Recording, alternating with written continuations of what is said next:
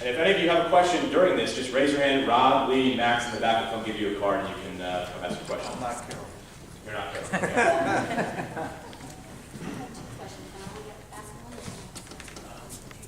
Try to start with this first one would be good. Lower that. Can you hear me? Yep. Okay.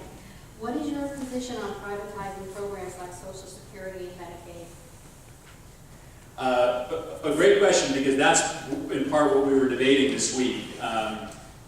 There are two very different proposals, but there has for about 10 years now been a proposal to privatize Social Security, which essentially means taking your earnings either voluntarily or involuntarily that you put in the Social Security system and investing them in banks and the investment vehicles that they create rather than in the sort of safe bonded system through the federal government. And then on Medicare, there has been a proposal recently pushed by Paul Ryan and the Republicans in the House that would end the federal guarantee of Medicare, basically end the ability to get Medicare through the federal government and instead just give seniors a voucher that they would take to go buy private insurance from private insurance companies. My position is pretty clear on both. I oppose both. I think ultimately, well, we may be attracted to a slightly higher level of savings that you could get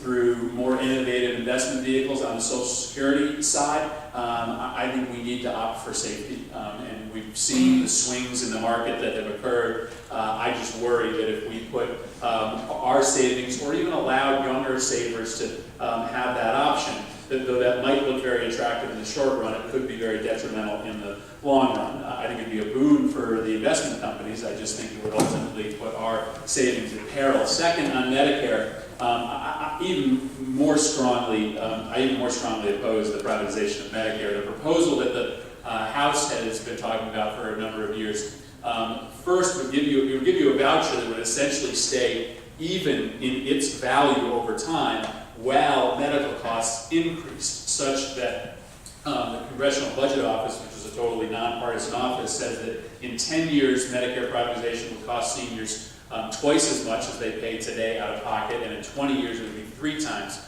as much. I think the system we have now is a good one. If you're a senior and you're on Medicare, it's your choice whether you want to go get private Medicare. That's called Medicare Advantage. And if you want to go get Medicare from a private company, you can. But if you want to stay with the Medicare program, just because you don't want to have some of the risks and hassles that come with being out in the private sector, you can keep your government benefit. I just think we should continue that system, which gives everybody a choice. And I will say, for the record, what we know is that although we hear that the private sector can do everything more efficiently than the government, on Medicare that's not true. On Medicare, historically, these private companies have spent more per beneficiary than the federal government does. In fact, for a long period of time, we were giving the private companies 13% more than it costs Medicare to run the program just to keep them offering the plans. We don't do that anymore, but they still don't tend to be any more efficient than the public systems. Just call up Michael Stedman and Marcel Fontaine.